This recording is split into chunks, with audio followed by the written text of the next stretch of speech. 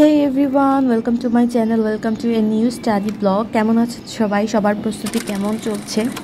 তো আজকে আমি বাংলা নিয়ে বসে গেলাম কারণ আমি আজকে ফার্স্টে একটু সন্ধি দেখতেছিলাম কারণ সব পরীক্ষাতেই সন্ধি থেকে প্রশ্ন তো আসেই। করিতে পারি না কাজ, সদা ভয় সদা লাজ, সংশয়ে সংকল্প সদা টলে, পাছে লোকে কিছু বলে, আড়ালে আড়ালে থাকি, নীরবে আপনা ঢাকি, সম্মুখে চরণ নাহি চলে, পাছে লোকে কিছু বলে। আমরা যখন কোনো কাজ করতে যাই, কোনো কিছু করতে যাই, আমাদের মাথায় বলেন তো সবার আগে কি আসে? লোক কি বলবে, মানুষ কি বলবে, এটা কি করা যাবে, এটা করলে মানুষ কি বলবে। এমনকি আমাদের জীবনের খুঁটিনাটি অনেক ডিসিশনই কিন্তু আমরা নিয়ে থাকি যে মানুষ কি বলবে সেটার উপর ভিত্তি করে। কামিনী রায় যথার্থই বলেছিল, পাছে লোকে কিছু বলে। কিছু কিছু মানুষের অভ্যাসই হচ্ছে অন্যকে নিয়ে সমালোচনা করা। এই মানুষগুলো সমালোচনা ছাড়া কোনো কিছুই কোনো কথাই তাদের স্টার্ট হয় না, দিনের শুরুই হয় না। তো যাদেরকে নিয়ে সমালোচনা করে আর যারা সমালোচিত হয় তারা কিন্তু বেশি ভুক্তভোগী। দেখবেন যখন মানুষ আপনাকে নিয়ে কথা বলবে, আপনার আড়ালে আবডালে আপনাকে নিয়ে সমালোচনা করবে, এদের মধ্যে আবার কিছু পাবলিক আছে যারা আপনার কাছে এসে এই কথাগুলো বলে দিবে। তারপর শুনে খুবই খারাপ লাগে যে এই মানুষটা আমার সম্পর্কে এরকম মনোভাব পোষণ করে, কারণ এরা আবার উপর দিয়ে আপনার সাথে খুবই মিল দিয়ে থাকবে, খুব তাল দিয়ে থাকবে। তো আসলে তখন তো আর বোঝা যায় না যে আসলে এই মানুষটা কি আমার সম্পর্কে এরকম কথা কি বলতে পারে আদেও। যখন তাদের মুখোশগুলো সামনে আসে তখন কিন্তু সত্যিই খুব খারাপ লাগে, বিষয়টা অনেক কষ্টদায়ক।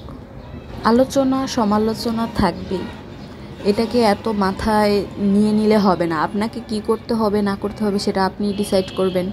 কে কি বললো না বললো সেদিকে কান দেওয়া যাবে না। এমনকি আপনি দেখবেন আপনার খুব কাছের মানুষটাও দেখা যাবে যে একটা সময় আপনাকে নিয়ে কোনো কারোর সাথে সমালোচনা করছে বা করতেই পারে, এটা যার যার ব্যক্তিগত রুচির একটা বিষয়। তো ওই দিকে কান্না দিয়ে আপনি আপনার নিজে যেটা ভালো মনে হয়, কারণ আমি মনে করি যে প্রত্যেকটা মানুষ তার নিজ কর্মফল সে নিজে ভোগ করবে, অন্য কেউ কিন্তু করবে না।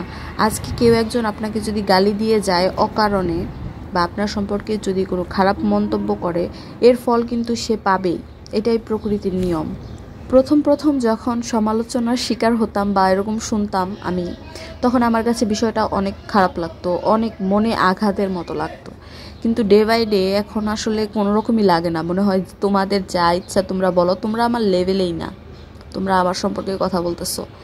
আর কুকুর কামড়ালে হাঁটুর নিচ অব্দি কামড়াবে, উপরে কিন্তু উঠতে পারবে না। সো যার যেটা ইচ্ছা আসে সেটা করতে থাকুক, আমাকে কি করতে হবে, দিন শেষে আমি নিজেকে কোথায় দেখতে চাই সেটা আমার নিজের উপরে ডিপেন্ড করে। আর আমি আমার লক্ষ্যে স্থির, আমি সেদিকে হাঁটবই। এভাবেই আসলে মনস্থির করে চলা উচিত। কে কি বললো, আশেপাশে কে কি হচ্ছে, এত দিকে মনোযোগ দেওয়ার কোনোই দরকার নেই। আপনি শুধু ফোকাস করবেন আপনার নিজের ওপর, আপনার নিজের দিকে। তো আজকে পড়াশোনা করতে আমার একটু প্রবলেমই হচ্ছিল, কারণ বাহিরে প্রচুর গাড়ির সাউন্ড আসতেছিল। আর আমার পড়ার টেবিলটাও জানালার পাশে। তো আমার ছেলে আমাকে ডাকছিল, দেখো মাম্মি দেখো। আমিও হঠাৎ করে গেলাম আর দেখি এরকম এই ভিতরের রাস্তাগুলো দিয়ে কখনো এরকম জ্যাম হয় না। তো হঠাৎ করে আমিও অবাক হয়ে গেলাম যে এখানে এত জ্যাম কিসের। পরে গুগল ম্যাপ স্ক্রল করে দেখতে পেলাম যে আসলে রাস্তায় একদম রেড সিগন্যাল হয়ে আছে, যার কারণে ভেতর দিয়ে গাড়িগুলো ঢুকাই দিছে। ভিতরের রাস্তাগুলো যদিও প্রশস্ত, তারপরেও এখান দিয়েও জ্যাম লেগে গেছে। আমার বেশি কষ্ট লাগছিল এই অ্যাম্বুলেন্সটার জন্য। দেখুন এই অ্যাম্বুলেন্সটা যাচ্ছে, অথচ এই মানুষগুলো কিন্তু চাইলেই পারে যে ডান দিক দিয়ে যেতে, তারপরেও তারা অ্যাম্বুলেন্সের সামনে দিয়ে মাঝখান দিয়ে তারা যাবে। মানুষের আসলে কি বলবো, মাথায় কি যে চলে তাদের আমি বুঝি না, বিবেক বুদ্ধি হারায় ফেলছে। তো এই অ্যাম্বুলেন্সটার সাউন্ড পেয়ে আমার অ্যাম্বুলেন্সের সাউন্ড শুনতে কার কার কেমন লাগে বলেন তো? একটু অস্থিরতা কাজ করে না ভিতরে, কেমন যেন একটু খারাপ লাগে অ্যাম্বুলেন্সের সাউন্ড শুনে। তো যাই হোক, তারপর আমি পড়াশোনা স্টার্ট করে দিয়েছি। আচ্ছা, আপনারা সন্ধি কিভাবে পড়েন? নিয়ম অনুসারে পড়েন নাকি আমার মতো শুধু মুখস্থ করে যান?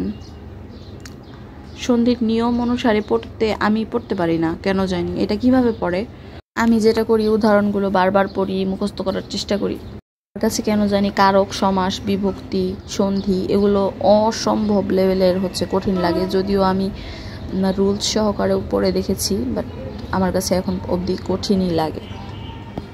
আরেকটি কথা আপনাদেরকে বলতে চাই, আমি আমার ভিডিওর যে অ্যানালাইসিসে গেলাম, তারপরে আমি দেখতে পেলাম যে আমার ভিডিও নন সাবস্ক্রাইবার যারা আছেন 80% নন সাবস্ক্রাইবাররাই হচ্ছে না আমার ভিডিওটা দেখেন।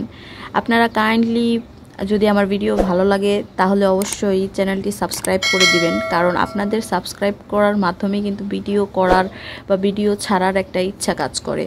নয়তো বা হয় কি যে ভিডিওর যদি ভিউজ বা ভিডিওর এঙ্গেজমেন্ট যদি ভালো না আসে তাহলে কিন্তু ভিডিও ছাড়তে ইচ্ছা করে না, একটা হেলামি কাজ করে।